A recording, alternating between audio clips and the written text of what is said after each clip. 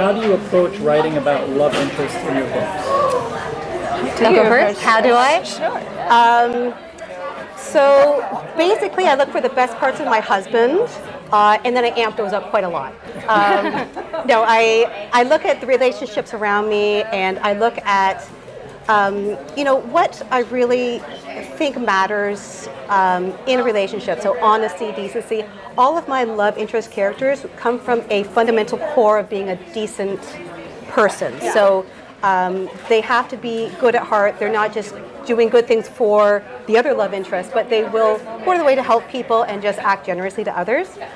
In terms of how I kind of structure how do they look, I don't really have big mood boards or anything like that, but usually for each love interest, I'll have a vibe shot, which is just, it's one picture that is like, oh, that's him. Like that's what he's like. What was Teddy's vibe? Like, how did he come to you? Okay, so Teddy's vibe, it's a screenshot of a TikTok that I saw. Oh, and it's these two guys, and they're dressed, they're dressed so well. Glasses, their hair looks beautiful, and they're just dressed in black button-downs, tucked into like slim-cut black slacks with nice black shoes.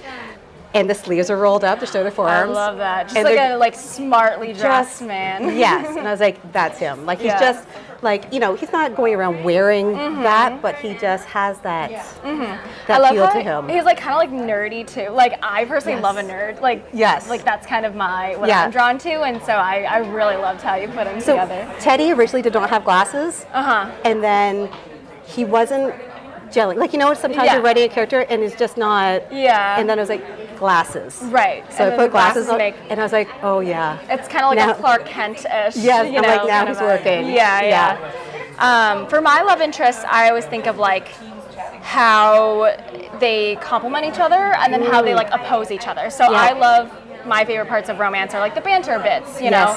Sometimes I read like, for example, like a really good Emily Henry book, and I'm like, how did they do that banter? Like it's so good.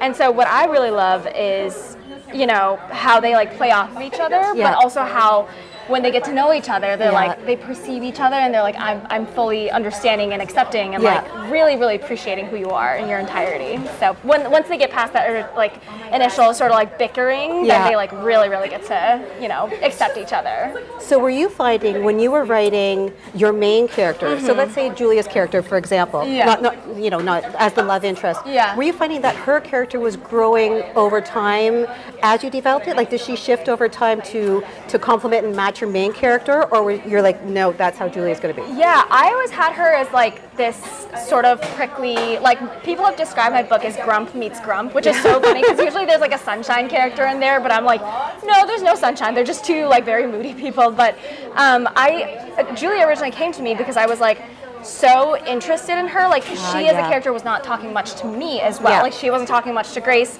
There was a lot to her backstory that she just simply was not like forthcoming with. Very reserved. And then what I really, really love about romance is when you get to know that moment, when you get to know really know someone's secrets or like backstory, and then they really open up. And so that getting to that part was super rewarding. I love that part too. Yeah.